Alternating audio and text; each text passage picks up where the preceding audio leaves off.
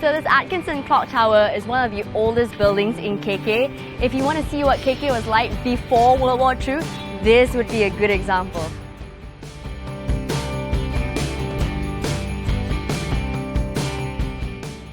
So back when Kota Kinabalu was still known as Jesselton, there was the first district officer, right? And his name was Francis Atkinson, and he died at 28, really young, right? Because he had malaria. Very tragic. So as a parting gift, his mother built him this clock.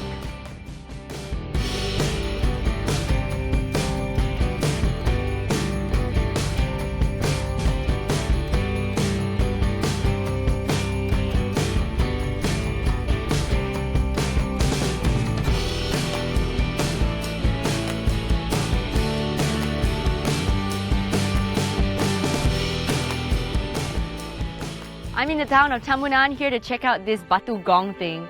Batu means rock, gong is an actual gong. So if you put two and two together, it's a rock that plays music. Let's go and see if it's real. So usually when you hit two rocks together, it makes a really dull noise, right? But with the Batu Gong or the gong rock, you can make sweet, sweet music. If you don't believe me, right, listen to this.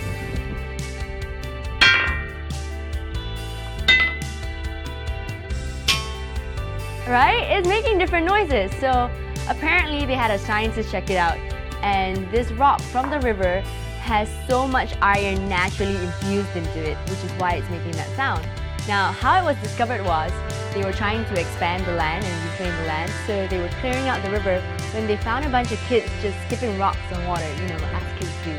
And when the rocks hit this bigger rock, it was making the gong-like sound that the adults were like, "Oh my god, what is this? You gotta keep it!"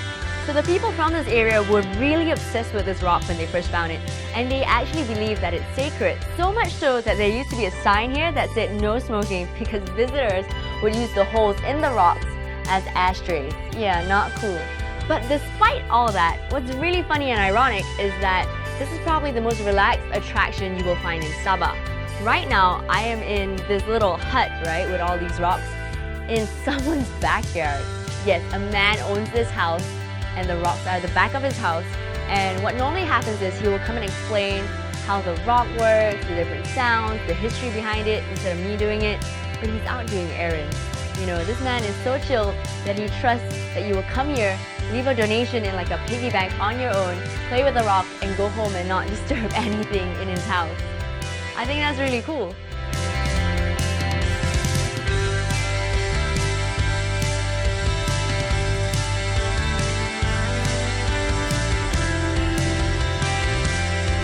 After playing with that rock that sounded like a gong, I decided to come here to Crocker Range. Now I'm going to check out a waterfall that's 17 meters high. And if that isn't high enough, I'm already 1,000 meters above sea level.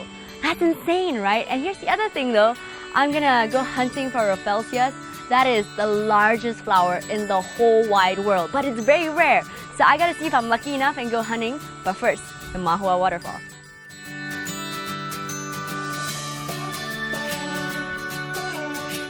I know the forest here looks relatively untouched, and for the most part it is, but you've got great facilities here like a hostel to stay in, a hotel, a restaurant, you've got a public bathroom, and I think the waterfall's nearby because I can hear the river.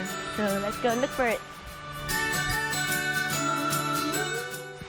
Being here is so great. The water is very therapeutic. The air smells very clean. I haven't seen any bugs yet. No mosquitoes have bitten me. So it's good.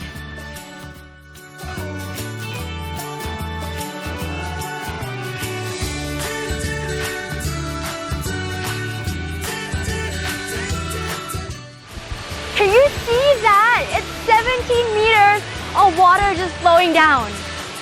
You know, I bet it's really cool, and I bet if I were a kid growing up here, I'd want to swim here every single day.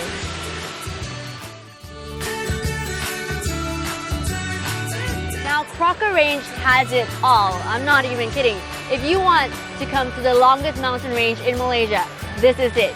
You want to check out exotic flora and fauna? Check. You want a jungle homestay? Check. And if you want indigenous people living as if the outside world does not exist, they are also here. So Crocker Range is the place to come whenever you're in Borneo because you will see nothing like it anywhere else in the world.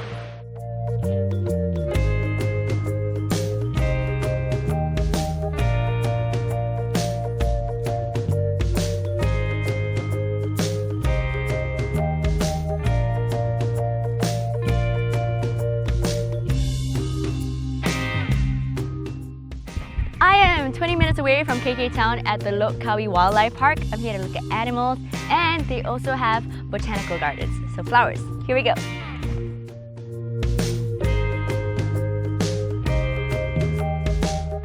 This place is actually more family oriented. That's what they had in mind. But that doesn't mean that I'm not going to enjoy looking at animals. Hello! There's one hiding in this tin can. Hello! Hi! I kind of want to stick my finger there, but I also love my finger, so I don't want to get it bitten off. Hi! It's gonna poke me in the eye! I've never seen a peacock this close up before, and they only do this whoosh fan thingy with their tails when they want to mate. So I don't think now is the time, and I don't think that's gonna happen. But maybe if I wave this camera in front of him or she, it might.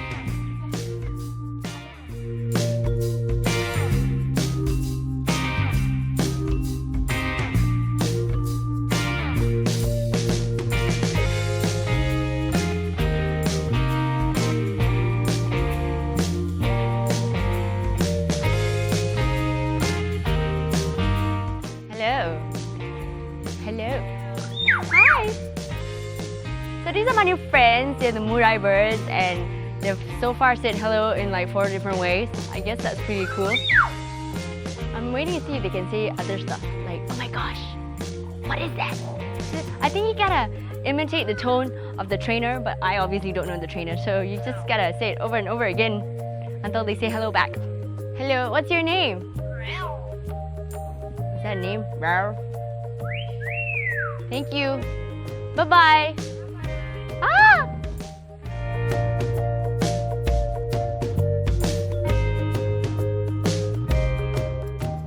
So that's the Malayan tiger. Now the Malayan tiger plays such a big role in our Malaysian culture. It's such a big icon, so much so that our national football team is called Harimau Malaya, which means Malayan tigers.